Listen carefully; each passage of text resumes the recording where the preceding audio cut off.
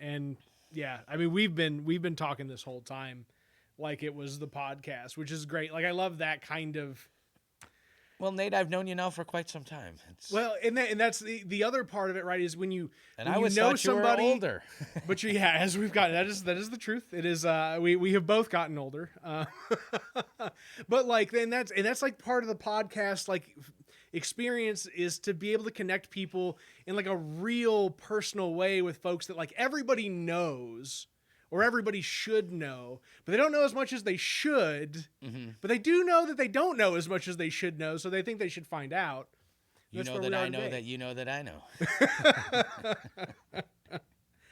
All right. Well, you know what? Usually I ask this question like after doing a little introduction, but I think this is your like I came to Carbondale, loved it, got stuck. Feel like warrants that being just the lead off question without any chatter. Like, how did you come to be in Carbondale? I was a heavy equipment operator with the local 150, driving a Volvo L90, articulating tractor. And my roommate, who eventually became an architect, graduated from SIU, Johnny Gonzalez. He's a super awesome guy. I knew him ever since we were little kids. He said, hey, man, let's go to college. Let's not do this. Working in a field, ripping up dirt, scooping it into big piles, and then selling it to homeowners as what we're doing is grading down soil to make subdivisions. And I helped provide the urban sprawl from, Milwaukee to around the Horn of Indiana into Michigan. I mean, the sprawl was huge. And was this like 19-year-old Chris or what? Yeah. At 20. I mean, I was just living in the northern suburbs and just working with friends. We were making really good money. But I've already started to develop. You're doing this all day in these tractors. And, and you're working at 5 a.m. You're getting off at 5 p.m, and you're not working half the winter. And it's led to some debauchery, maybe. I will deny or confirm anything that happened during that period. So, I had just good enough grades, and I did take some college classes at the College of Lake County in Grays Lake, Illinois, and I got accepted into Southern Illinois University. And I remember a recruit coming, a recruiter. He was a big guy like you, Nate. Yeah. And I just noticed like all of these, I went to a big high school, so there was a lot of kids I didn't even know. Yeah. I mean, when you have 1,000 kids in your class. I hate to cut you off real quick, but I'm going to readjust you real quick because I failed to do this. Will you twist that microphone and point it just up at you a little bit? It can stay in the same physical location. There you go. How's that? All right. Better? Yeah. Oh, yeah. That's great. That's great. You tighten her up here. Yeah. It may require some. But I remember, and I still have this. It was 1996. It was the college catalog. Sucker was thick as the Montgomery Boards one, and I was like, wow, they offer a lot of classes. And what a variety. And then I looked at the picture. I'm like, man, that looks a lot like the University of Wisconsin in Madison. They have a lake on campus. And they have a boat regatta, too. And they got a boat regatta after SIU because SIU's revolutionary in that way. Hey, man, we played in with the first Earth Day, which I can't remember which governor's day it was. It may have been the governor of Wisconsin. Yeah, I just kept finding out all these cool things. My dad was in a wheelchair because he had strokes, and I thought... and then, I found out that SIU is one of the most handicap accessible places on the planet. Yeah. And I thought that was just great. And I was a history major. And so the history down here was great. It was vast. It was interesting. I had a teacher, John Simon. I don't know if he was a longtime fixture at Lawson Hall. He would tell these stories, and it was like he would smoke like crazy before class, and it was like a Gallagher concert in the front row. So nobody sat in the first 3 rows because he would be telling these stories like he knew Abraham Lincoln, and then just start coughing and phlegm flying. It was like Gallagher smashing watermelons.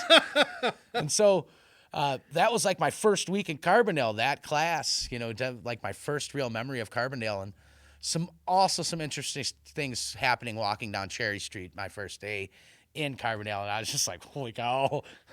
Dude, if you don't have a Cherry Street story, are you even in Carbondale? Oh gosh, and I met my wife on Poplar and Cherry. We'll get into that story, Yeah. but I imagine it's a good one.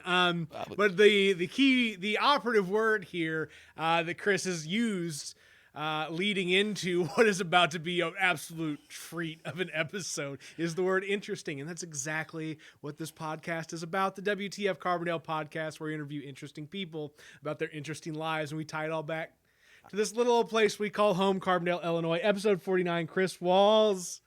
The energy that you walked in this door with today, man. I appreciate you. Well, that's just one of the first normal things I've done since we shuttered the Science Center. I wouldn't call this normal, but I would say Hey, okay. this is, I got goosebumps because this is, I feel like I'm working again for the Science Center. And that's besides my family and my friends, this is my motivation, is the Science Center. And I got good energy because of it. And I know that you've been coming I met you coming into the Science Center. You were bringing friends and family in for as long as I've known you, and that's my connection. Is I get to meet all of these people, which is pretty awesome because they have ended up becoming my friends. My staff are my friends, and these are all just local people who love this place, and that's where that energy's coming from. You guys take it fun, but you take it seriously too. And I think that is something that a lot of like what is supposed to be educational, engaging activities miss in terms of like development for, the target audience of young folks that it's aimed at. Right. And I think just that, like you being like, everybody's my friend. Oh, definitely. I treat everybody equally. I try to listen as much as possible. Yeah.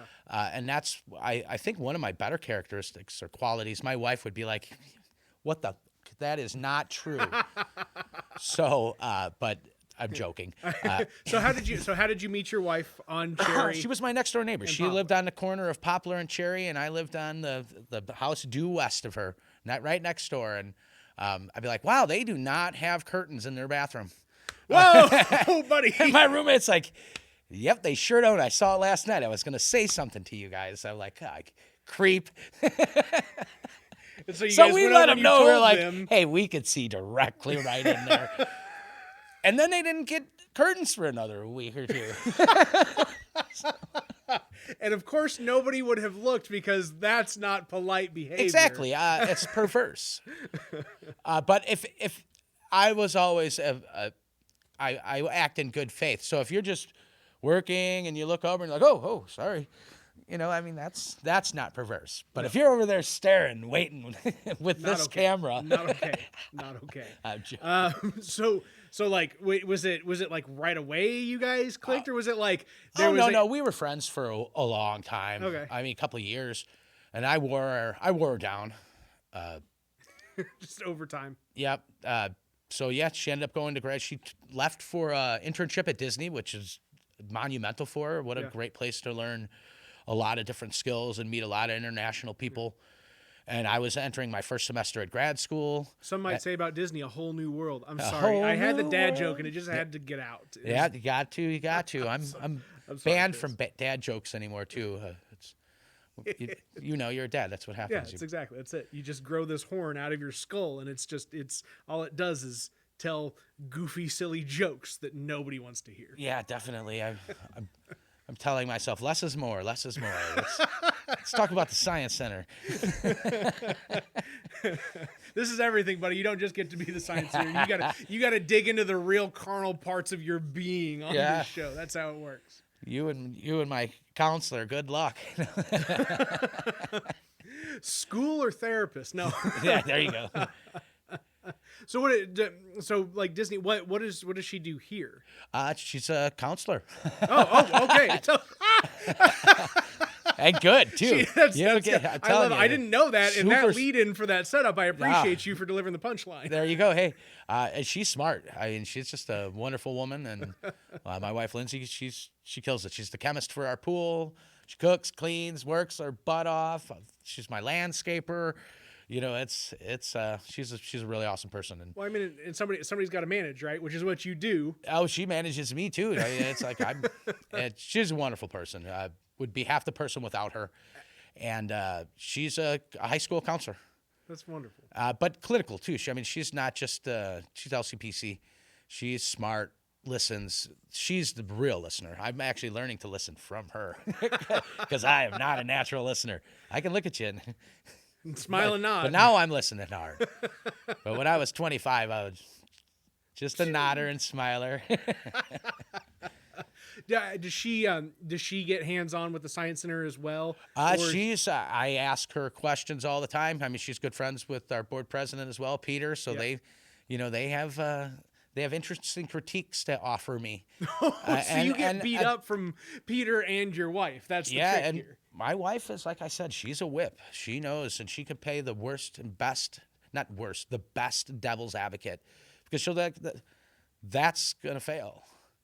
And this is why, and this is how you should maybe think about restructuring your plan. Mm-hmm. And so and Peter does the same thing. And I envy that ability of like that deeper, like Bill, Josh, Bill is the big dinosaur builder. I've known Bill. We used to travel to the United States and stay in hotel rooms. And I said, we need to do something better, Bill. We need something better. And so I got a job at the Science Center, and one day he called me, he goes, I'm hold free on. to... Cycle that back now. You and the large bearded fellow. Well, Josh is general manager. Okay. I hired him after Bill, but Bill, he's just a bigger guy. Hi, I'm William. Bill, I'm dinosaur guy. He builds all the dinosaurs. Do you do that impression to his face? All the time. He knows what he sounds like. Oh my God, there's gonna be feedback in the mics because I'm laughing so hard. All right, so let me cycle back Bill to the original way I was going with this question. So you guys used to travel the country and build dinosaurs. Well, no, we worked for Cabela's. That's Bill. My first trip with Bill was to Sydney, Nebraska, from Murfreesboro, Illinois, for installing fake trees. I wish it was Carterboro and Murfreesville. There, I said it. That's off my chest. I'm sorry. I keep interrupting, but you just fill me with life, Chris Walls. Well, that Carbondale, was that the Kia dealership guy? Stove Sand. He's in the middle of Carterdale or Carbonville or whatever it is. Come get you one. But we had like a 48-foot trailer, and we would we were at Dick Cabela's house. Look it up on Google Earth. It's a massive building in a small town just west of or east of Cheyenne, and just hair north of Denver, just way out there. Did he also start Dick's Sporting Goods? No. I'm sorry. I couldn't. Wouldn't that be what a flex though to be like, I got one chain of super successful retail and we call that Cabela's. No, that one's my first name over here. We call Well, Cabela's was it was awesome. I mean, Bill was it was awesome, the scope of things we were doing. Bill could make fake rocks. In fact, we were doing a grotto because there was like a floating. This is a personal home of Mr. Cabela's, and it's like I don't know, 20,000 square feet, and it has villas around this huge oval, and there's the Nile. The one thing that was disturbing was all of the animals, trophies that Mr. Cabela had shot down and displayed through this river valley. Yeah. But we were doing fake rocks and trees. Although Bill is a exquisite taxidermist too. I mean, this guy's got so many talents. And I said, no, Bill, we are not doing any taxidermy. Not at the Science Center. We'll go to Research Mannequin. And have you ever heard of Research Mannequin? They're kind of between Ava and Murfreesboro. Look it up. It's Bill's favorite place to shop. It's huge. Research Mannequin. It's huge. They are just. I've never seen such a big place in the middle of nowhere. It's just a huge pole barn full of mannequins. Yeah, all different types of animals, human mannequins. Just everything. Everything. Flour. Okay, so I did. But I just traveled with Bill, and my wife's like, "You're gone a lot," and So then I said, well, I'll get a new job. And so I was the youngest director of the Murfreesboro Chamber of Commerce, and I did that for a year. It was a hard job. I met some great people like Marlene McGregor. What a wonderful lady. You know, Mike Jones, who is with the Logan Museum. He's the executive director. Great person. Just it was neat to meet a lot of people. But for $21,000 a year and a drastic pay cut from what I was making traveling with Bill, kept me at home. But it just wasn't going to cut it. But I succeeded there. I did well. I made some things happen. Started to just I was good for economic tranquility in that community, even though I brought in a diverse crew that which shook a little head, but we got things done. Good. You know, and it was fun. And then I noticed in the paper that the Science Center needed a new director. And so I did an interview, and they hired me on the spot. And did you move the Science Center from where it was to where it is? yes. How soon within taking 1 that year? job? 1 year. I was there, and I was like, holy cow, this is like a Mr. Wizard's lab gone wrong. I mean, there's computers that are broken down. There was one of the first weeks there, this kid sliced his hand in the deconstruction zone where they're sitting there with screwdrivers and the computer housing like you've got there. And I'm like, there's a blender in there. And so this is awful. I think we have 4 exhibits that were there originally. Yeah. But then I'm good at researching, and so I found pictures of it, the place when it was original, when it started. The Science Center, a lot of people who are local know that it came around in 1994. Joe Lynn Smith and Linda Harold, they were the founders. They came up with this idea. They were med prep instructors at SIU at Lindengren Hall, and they just came up with this idea. Jolyn was retiring. Linda was, just she was younger than Jolyn. And so she just retired last year, actually, from med prep. But she had energy and connections, and they just started this nonprofit from nothing. And boy, it has morphed into something different. I mean, we get traveling lecturers coming in.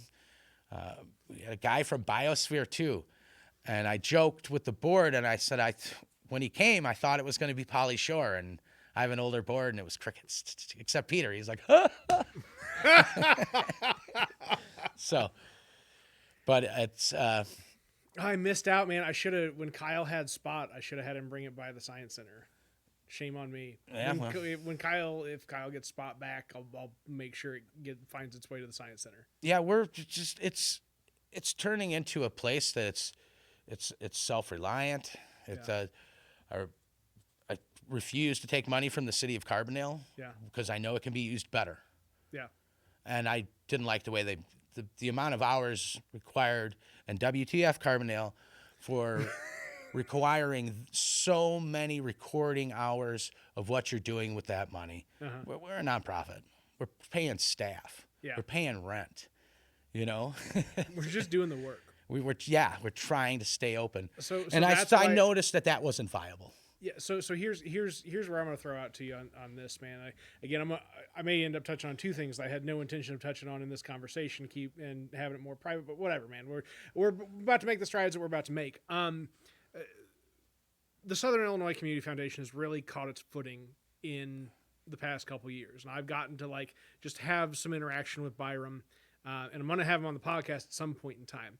But he's essentially managed to have the community foundation, stick its hand into every nonprofit activity coming and going in Southern Illinois, and doing it in an ethical and capable way that delivers results in whatever each individual nonprofit that's participating with sees a results as a deliverable from, right? And I think that getting an endowment set up that's focused on transitioning away to this city to essentially tax cash into endowment cash, right? And I think that's a viable thing for the city to do.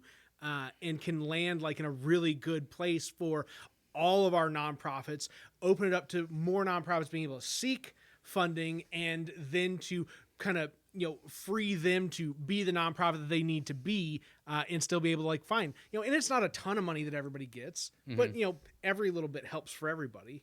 Yeah, I mean, Byron, when he first came in and saw me at the Science Center. It's the first time I saw any executive director from that foundation ever.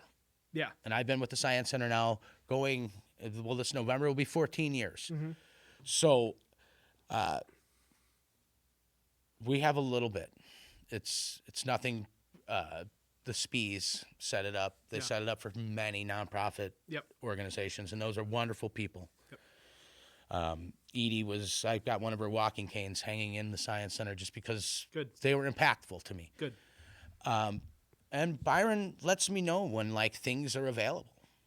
I see more action with that foundation than I've seen in the 13 years I've been directing the Science Center.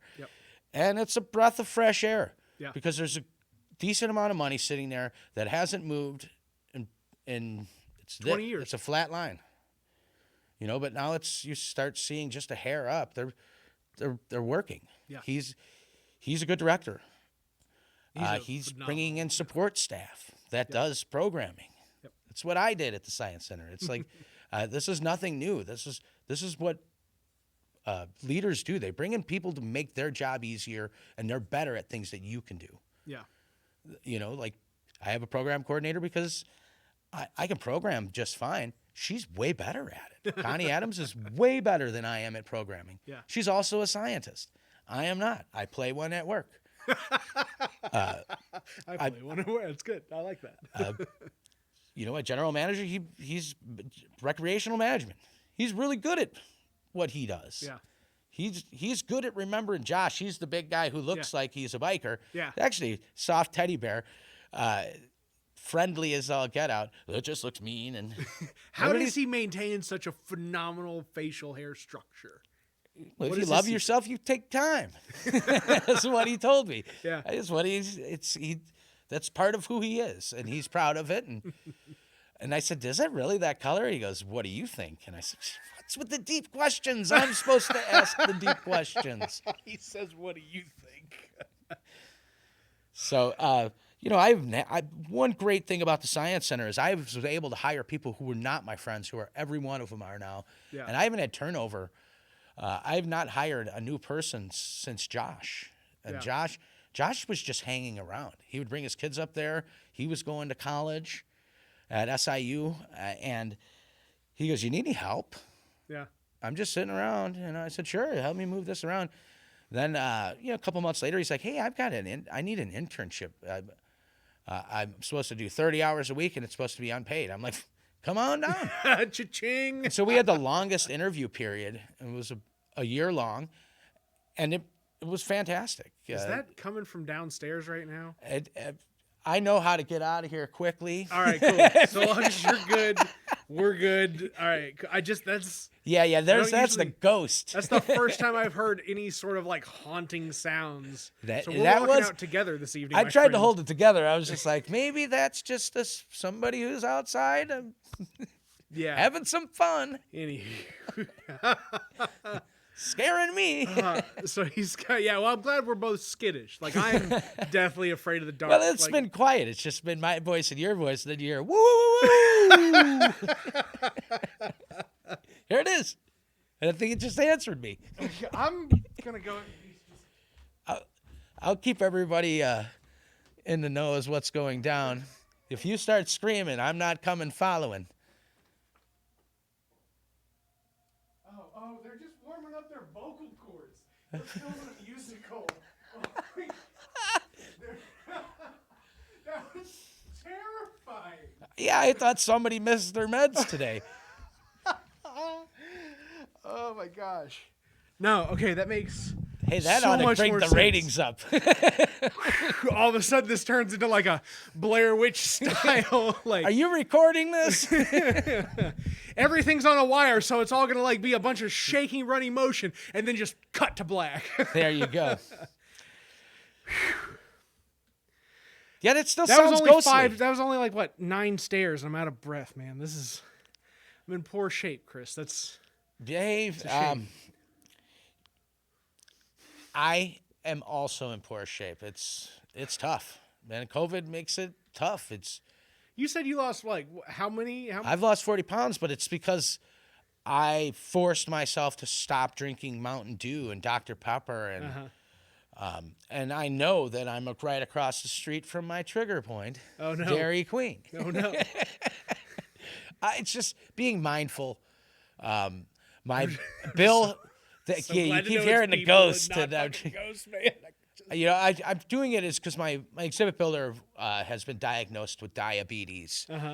And it's hard. Well, we sit around and we were across from S&B Burger. I'm like, Yeah. what are we all having for lunch today? I know what we're having. We're having S&B Burgers. That's right. And you do that 3 times a week. And, I was getting big. Yeah. And so I just focused on eating a lot, every 2 hours, just like, peanuts and just keep. But I also have, I'm telling you, I hope the sound is picking up the. It's gotta be. It's gotta, hold on. So it's. No. We gotta be quiet. Wait for him to do it again. See what. It's none of that. That sounded motorboatish. I think it's getting just like a little. Anywho, I'm sorry. That's the diversity of the culture in Carbondale right there. We've got voice. What did you call it? They're warming up. their voices for musical. So like the stage company has in the other room. Oh my god, dude! So here's what's really cool about what they're doing right now is the because it's a different level of investment in how you build something out. If it's going to be a permanent piece of infrastructure versus if it's got to be modular. Yeah. So the difference between a play set and a set for film. So they've got just this beautiful like setup with like curtains draped in special ways and just like walls that look very permanent in place so that they can record the second part to their musical. And they had done a similar thing with the first part of it, just built this beautiful like permanent like full wraparound stage set. And you could tell, it's built to pick up on camera as a permanent structure and not like, they don't have to break it down in between scenes and intermission and what have you for a live show. So it's cool to see where you kind of adapt and pick these things up along the way. Yeah, set building I was heavily recruited by Ron Naverson at McLeod Theater to come because he was working with Donna Bachman, who was the director of the University Museum when I was there in the early 2000s. And he saw what I was doing with exhibits. I was building these walls that could be modularly built. And he goes, oh, you're doing exactly what we do over at McLeod. And I need an assistant for an assistantship next year. And I remember Donna Bachman like, don't you talk to him again. Don't you talk to him again. You leave him alone. And I'm being facetious, but she did say, like, he's mine. Yeah. And so, what they do, and because I would have liked that too. I would have loved managing things like that. Yeah. Because it's when you're building exhibits like what Bill and I are doing, I can build his framing, his armatures and all of this stuff and get him set up, and then he is a finisher. Yeah. That dude can finish things and set I'm a great framer. I am not a great trim installer.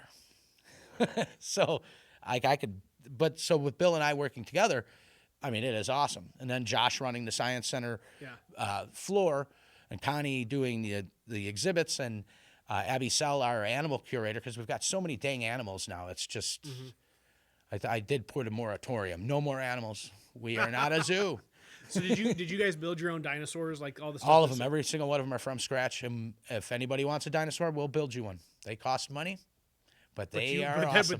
But they are attainable. Yeah, we do Dude. We do whatever it takes to extend the mission of the Science Center in a positive, progressive way. Yeah. We built a lot of people do not know, we built the miniature golf course at Renton One Park for the miners. We did that after work. We worked every day, and then we'd work there till 2 a.m. And we did that in 6 months, start to finish. This takes me into the next thing that I didn't think I was going to talk about on here, but the more you're talking, the more I'm like, this is the missing piece, right? I want to turn at least one of those storefronts. I don't care if it's JCPenney, I don't care if it's Macy's, but they're both empty. And I want one of them to be a studio. And I had thought about like, oh, we need to attract a business here and like let a production studio do this and whatever else. But I hadn't given thought to like the nonprofit structure and how do you make a nonprofit space that is a pay to access from a consumer standpoint, but a nonprofit that provides the service of a rentable space to create media in. And we're going to talk so much more about this when we're not on camera, but I'm so just floored by like how much this fits into my mindset. Well, the malls are a tricky place. My wife was just in Cape Girardeau not too long ago at their mall, and their mall is fledgling too, and they're a bigger community in Cape than it is here. My brother in Lake County, just north of Cook County, where Chicago is, Illinois, he says the malls are empty there too. Yeah. They're just empty, and that is a huge megapolis. That city goes from essentially Green Bay with a couple of little fingers of no population to Milwaukee, and then Milwaukee all the way to Detroit. I mean, it is a massive conglomerate of communities, and their malls are empty, except if they're doing multi-use things. It's not just there to shop. You're there to eat. You're there to do some culture. You're there to get free or cheap studio rentals or whatever other ideas that people have and are willing to give it a shot, because there are people who would like to sound record, but they do not have the ability to. Yeah. You know, then you can come to the Science Center on Thursdays when we're free, and I would wish the Science Center was free every day. It's just not feasible. But it's so accessible, man. It's still, I mean, what, $60 for a year? 75 for a year. Sorry. And it's but still that's cheaper than, and you can go to 400 other museums across the United States free of charge. And that's $75 for up to 4 people? Oh, 8. 8. Yeah, it's 8 people on card holder plus 7. And that's what the Association of Science and Technology Centers, which we are the smallest member. That is adorable. We are the smallest member, but I guarantee we provide exhibits for some of the larger ones. You know, we can. So is that part of what keeps? Oh yeah, the Girl Scouts sell Girl Scout cookies. Science Center sells science exhibits. It doesn't matter. We build you a sign. Take a look at Jan Payne, her sign on Route 51 North. That's a beautiful sign built by the Science Center. We do whatever it takes to improve. To progress the mission of the Science Center, which is to provide hands-on science to kids and their families. And so if we can do that and it doesn't impede our goal, we're righteously doing the right thing, because that Science Center is awesome. We have a dinosaur area that we were due to open March 14th, 2020. That was when we were opening up that exhibit. We were going to drop the black curtains. And we've got a 30-foot rope bridge that is not being used. We've got a slide, which we realized is pretty damn fast. You go down it and you fly. So we had to reverse engineer it, and we're like, we need some soft padding landing. Wait, so what this is? It's a huge structure. How did in the little old Science Center? Yeah. What did you do with all the other stuff? We've just moved and started to consolidate, and we are going to turn that place into a world-class Science Center. And it's going to take me till probably I retire, but it is going to happen. Yeah. My staff is equal to me as any leader on our team. Like they have autonomy, they have a voice, and they'll never be belittled. They'll be treated with respect. And I have not had turnover in 6 years in this little old community. And I have Bill Adams, who is one of the best sculptors in the world, and that is not an opinion, that is a fact. He is one of the best. In fact, he's never even done a bronze, and I talked him into sending a maquette to Saginaw, Michigan, to the Ernest Hemingway Foundation, because they were doing a request for a proposal, an RFP, for a bust. Mm-hmm. He got paid $5,000 and took second place. He's never worked in metal casting before. He is great at what he does. The dinosaurs that he builds are second to none. They look like they belong. When I see those dinosaurs, I think that they came out of an actual like a Smithsonian exhibit where they've recreated dinosaurs. Which Bill has worked for the Smithsonian several times.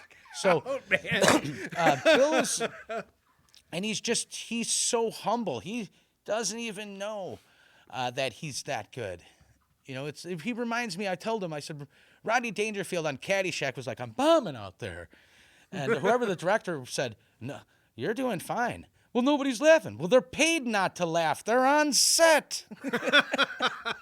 So, just not aware of how good his artwork really is. And I am. I'm totally aware of it.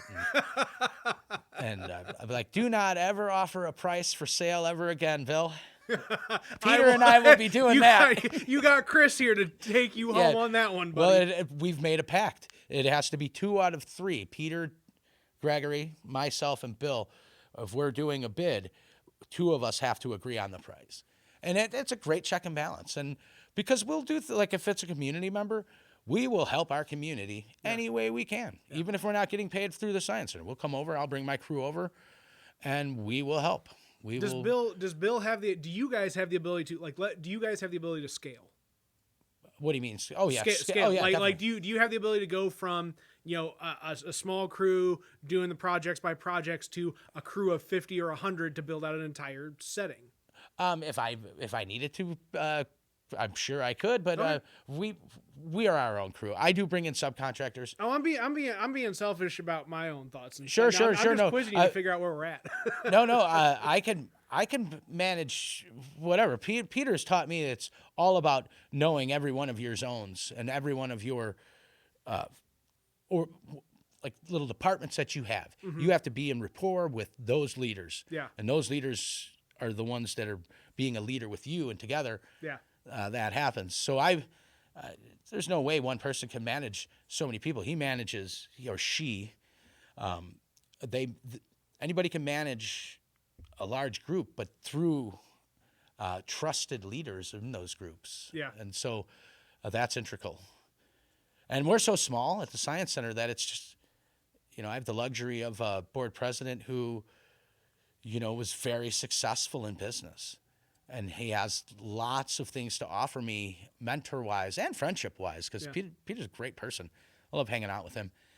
And it's awesome when you have such a small, like-minded group. And because I don't know if this type of thing would work any bigger. No.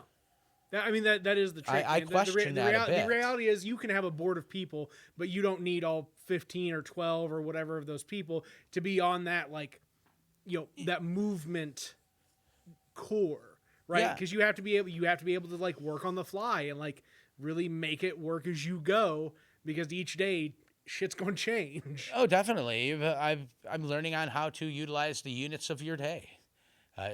You have so many units in a day. Oh, geez, I'm going to knock the the mic right off the stand.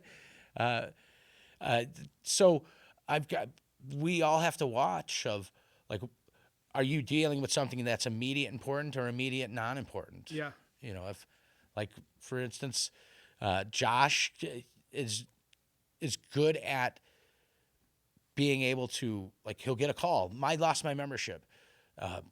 Then somebody comes in right then and there. I need a membership right now. And I'm like, hey, I need those mailers taken care of. And so he's completely, learning to juggle. I'm going to shut my phone off before I. No, you're fine. No, if it's something you got to answer it, man. No, also, timing wise, we're good. We're good. I'm going to get you out of here at 3 minutes past the time that you wanted to leave. That's good. So that's a tricky question, Nate. That's just how many people can you manage? And the question is, how many people can the people that you manage? Exactly. That's a real good way of putting it, right? So no, I mean, again, I had no intention of this being where this conversation went, but I've been working on these things in my mind for a while, and I mean, it's not like people don't know that I'm that these are some of my ideas, right? It's I'm nervous about that mall. Yeah. Because I do not want to move. Yeah. In fact, it's like when I guess my I'm- question I'm- is, do you want to get bigger? how like I would Manage- love how to. about I manageably could big? like I would expand exhibitry. Yeah. I don't know if we need to get. I mean, I wouldn't mind hiring 2 or 3 more people. Well, think about this. Here's I mean, the if we idea. took- here's the pitch, right? It's the media lab by the science center. Sure, and there's a restaurant ready to go right there. Yeah. I mean, it's And that all of a mall. sudden I you- was there today, and I counted 15 people in 6 hours. Most of them are mall walkers that I've known for years, not shoppers. What is it like having a relationship with the mall walkers? Depends on who they are. How many mall walkers do you have relationships with, Chris? It's a tough question. Should I have my attorney? There's a here? lot of mall walkers. I mean, it's some of the same ones. I've had some mall walkers leave us their estate. I mean, Wow. I'm friendly to whoever is friendly to me. We had this conversation before we were on. Yeah. I'll talk with my wife. She hates when I go out. She goes, "You're like a dang politician." I'm like, nah, I'm not. I'm not a politician. But good luck tomorrow, by the way. Yeah. Where does that come from for you? Like, where does that just general, like, approachability, I guess I'll call it, come from? Is that just something you've always had? I believe so. I was the youngest of 2 macho brothers that would beat the crap out of me all the time. So I had to learn my way. I'd be like, all right, it's 4:55. Tears in 5, 4, 3, 2, 1. Like, look at my brothers, be like, you're in trouble now. Mom would pull in. So babies learn. So that's just a guess. I don't know. I guess I've always said it. I've always enjoyed talking to people and listening. It's great. I mean, I've met some interesting people like Barrett Rockman. I remember the first time I met him. Weird. We talked for like 2 hours. So here's a trick with Barrett for me on this. So somebody had suggested that I reach out to Barrett and have him on the podcast just weeks before he passed. Yeah. So now that same person was like, you need to figure out a way to interview his family together and like just have a kind of like a Rockman family round table. And that's been in the back of my head for like the past couple months. Like, I know I'm gonna have to wait till COVID's That over. I mean, dude did some interesting, cool things. he was just the guy. Yeah, I mean, he was an entrepreneur. I mean, and sometimes things don't go as planned, but he was a kind person. I mean, I met him like one of the first weeks that Blue Sky was open, and we overindulged. And my wife's like, I've been drinking water for 2 hours. I'm ready to go. I'm like, well, be in 1 more minute. So, but yeah, it was, and you know, I was researching for a book in grad school. The only time I got published was a project that Professor Michael Patinsky. He was the chair of the history department at the Name time. sounds so familiar. His dad was offensive lineman for the Detroit Lions I think in I the 50s. knew his kid. I think I grew up playing video games with his son. Long time, dude. He was just a great person. And in fact, he got. I just took the class because I needed a seminar that wasn't in my field, and so I just happened to pick this one, and I actually met some long-term friends in that class. Pretty cool. So I needed to find Munchie Man, and I found him, and it was interesting. I mean, I bet just this college has got such deep history. Like Dave Dardis. Do you know Dave, the Rainmaker? I don't. Man, he's got some stories. So that's what I need. That's what we'll do after this. I'm gonna I'll hit you up, and you just need to get me a list of. Yeah, there's. There really are. That's why I'm doing this. Like, this is the thing. Well, if you can get these people to come in, I think it's a great idea, Nate. If you could get Dave Darbus in here, I mean, he'll tell you about, how the, big time law enforcement trying to pin a riot on him in the 70s. Yeah, because he took a picture. This is a mix of two things. This is shadowing a future and like documenting a past. Oh, Before definitely. that past is like, because in 15 years it's gone. Oh, 15 definitely. years from now, everything like the last of the last stories of the like the real Carbondale, that like what it grew from and to and through, those will be nearly inaccessible other than through excuse me, printed media, and printed media is simply not the delivery vehicle of the day. No, not at all. It's I think some of that printed material could be considered primary source, but most of the time it's secondary. Yeah. And nothing like I was at the Hill Gang yesterday for an SIU baseball game, and boy, things have changed since 2000. When you get somebody, you see them rolling a keg up the hill. like what's with the beer bong? He's like, it's a we're baseball losing. It's game, the man. rally bong. I'm like, what? And so this is such a there are so many forgotten things, like the cannon that sat right in front of where Feiner is now, was covered in paint. It'd be funny if that cannon is actually in Feiner Hall right now. If I'm looking, I built the replica base that it's sitting in when I was in grad school. But Patty Femister, her grandfather was Parkinson, who was chancellor at SIU, and she said when she was at SIU, the cannon would only fire if a virgin walked by, and it has never fired. And this is a 70-year-old lady at the University Museum telling me this, and I'm like, man, you are a very respectable lady, and that is a great story. And just so many of these stories at SIU, they're just getting forgotten. Yeah. And so another thing with that cannon is it had like 50 layers of paint on it. Mm-hmm. And I wanted to figure out, like, where did they take the paint off? Because I know this is before 1978. Yeah. Half that shit's lead paint. That ain't going nowhere. It's where, and so I got into a yearbook and I could see they were behind the University Museum's.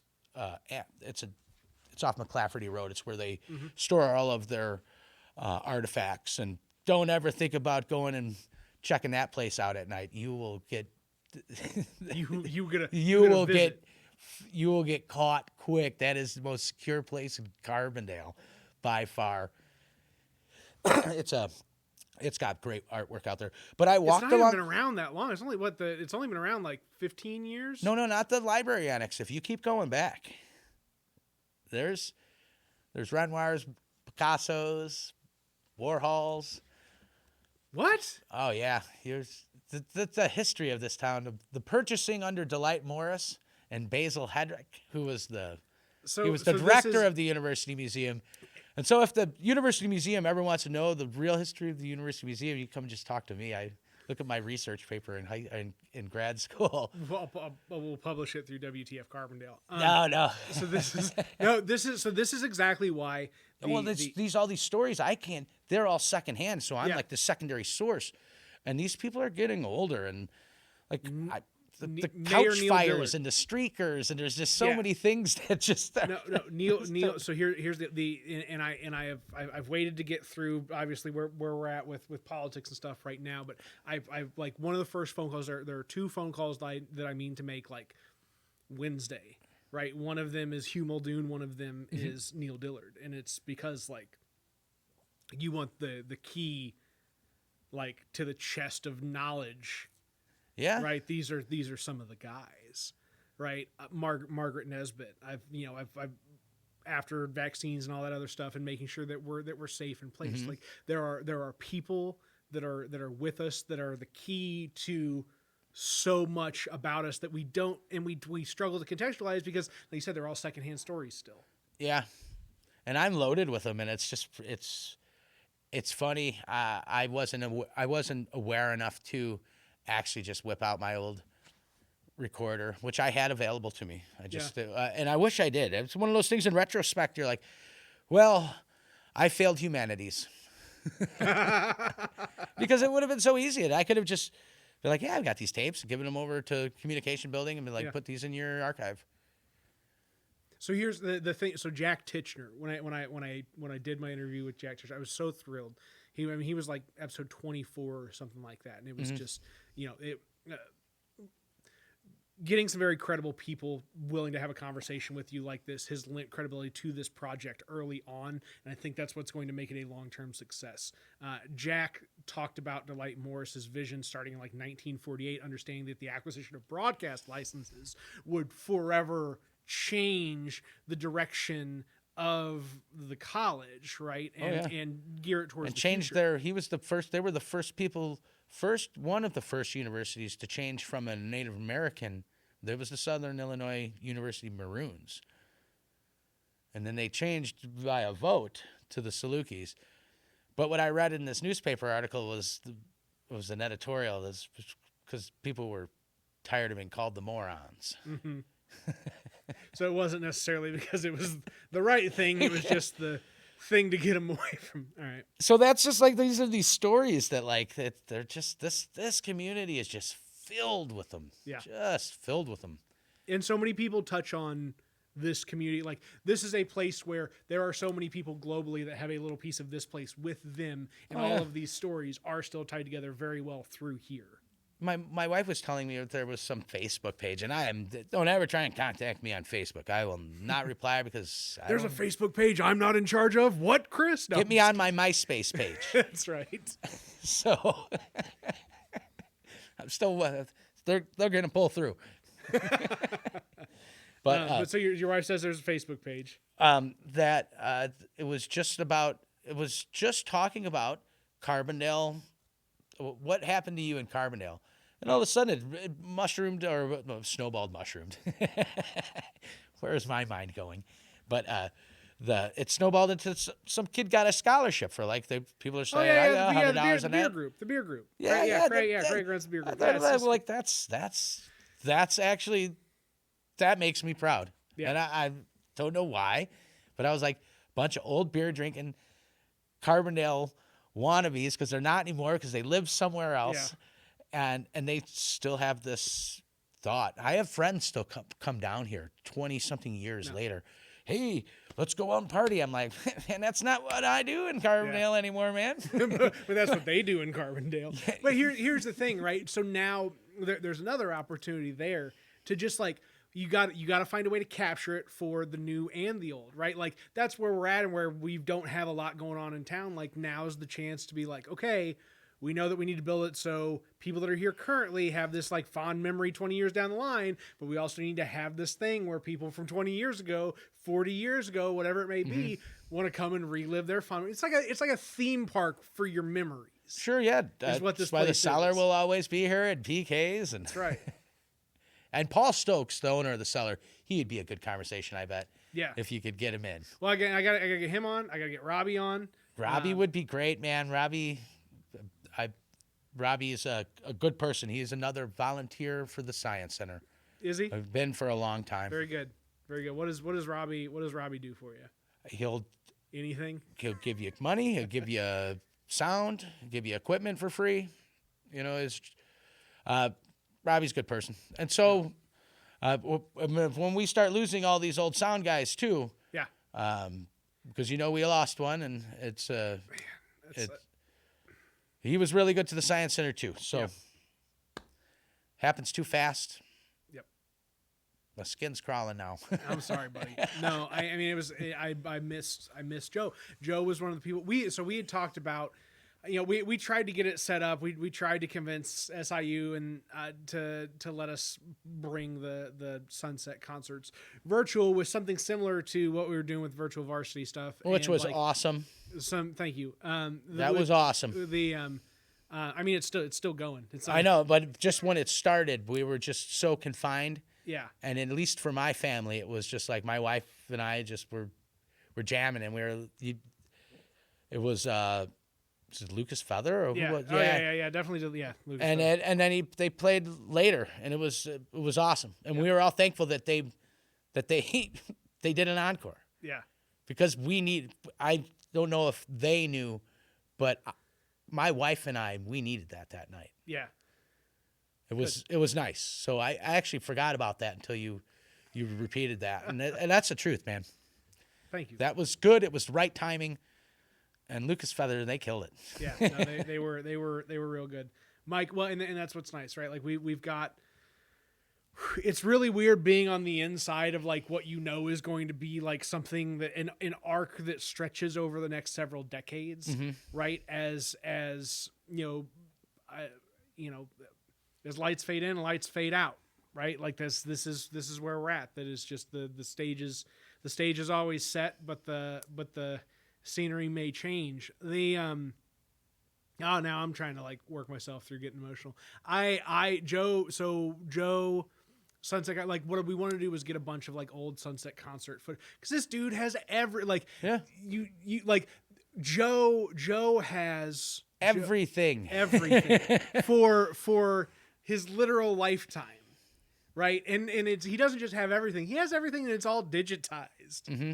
Yeah, right. I gotta. He's made it into metadata. I gotta reach out to like Doug and his kids and just see what's going on. Yeah, it's that needs to. My wife, one of her first jobs was with Angie. I mean, so it's just like we've known them all for a long time. Yeah. I mean, if you look at the Science Center, all of their sound, it's Joe and Robbie. Yeah. All of it, every sound chord. I'm looking around, looking at all this stuff. Yeah. We have it at the Science Center, and I would say, hey, what should I make the check out to? Nothing. Yeah. I'm like, is that an LLC? Because I mean, you just don't get used to things like that, because it doesn't happen often. Yeah. But I did start getting used to it at the Science Center, because when you're doing the right thing and you're doing a really cool thing for your community, cool people like that just come out of the woodworks. Yep. Because I mean, it's the gravity of this place, right? It always has been. It always will be. Like, if there's a cause and it is righteous, there will be those there. Yeah. In fact, to back you in your Joe fight. was there on a Thursday night because we were doing a science cafe, and my sound took a crap. He brought me a whole new little. It was a tow behind. It was like a suitcase essentially. Yeah. Opened it up, hooked it up.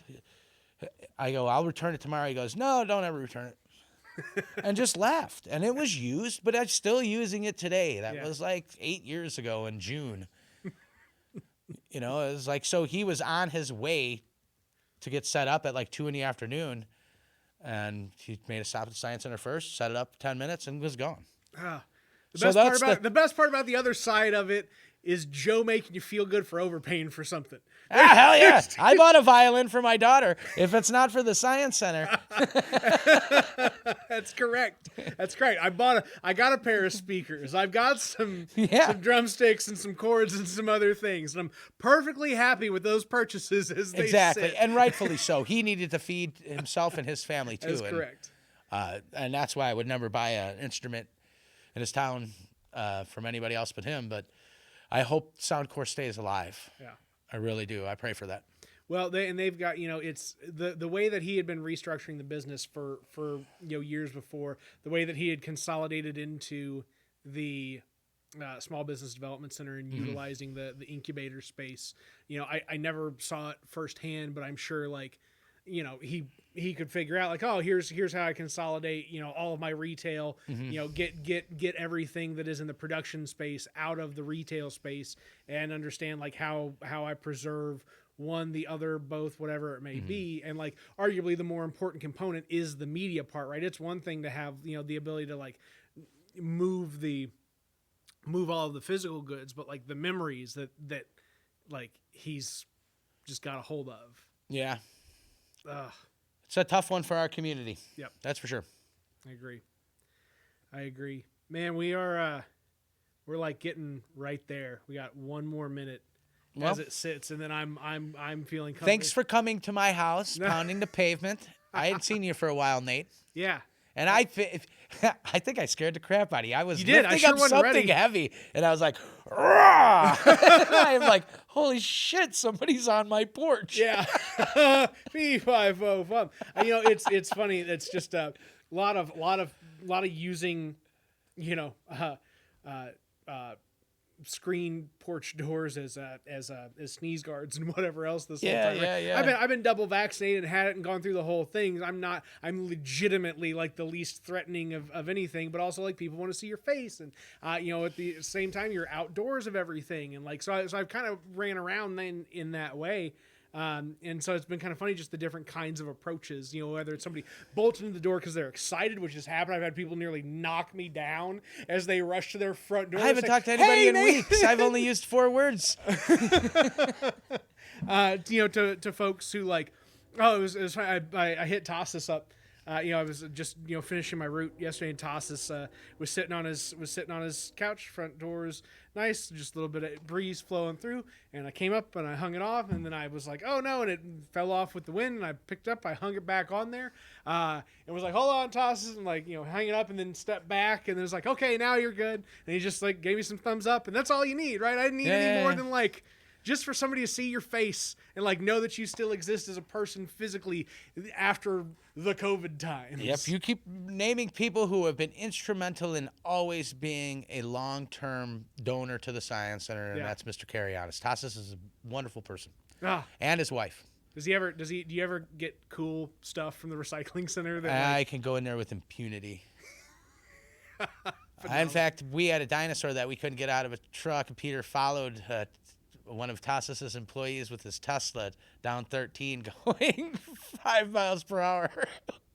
That's so phenomenal. Tassus goes well out of his way. His whole family does. So they're good people, man. They are. This town That's is lucky. why I'm here, because of that type of camaraderie and friendship and just that's just love, man. He doesn't have to do that stuff. He gets asked for freebies all the time. But his grandkids go to the Science Center. His kids went to the Science Center, and he always thought it was a neat place. You think it's a neat place. I think it's a neat place. And so that's why we're going to keep going and keep making that thing better and better. Because we're just starting with this new dinosaur area. Yeah. And hopefully we can open up June, July. We are going to open. We'll most likely start with camps, just camps, because then we can just figure out. Yeah, I mean, because then we can just have the Science Center to 10, 15 kids. Yep.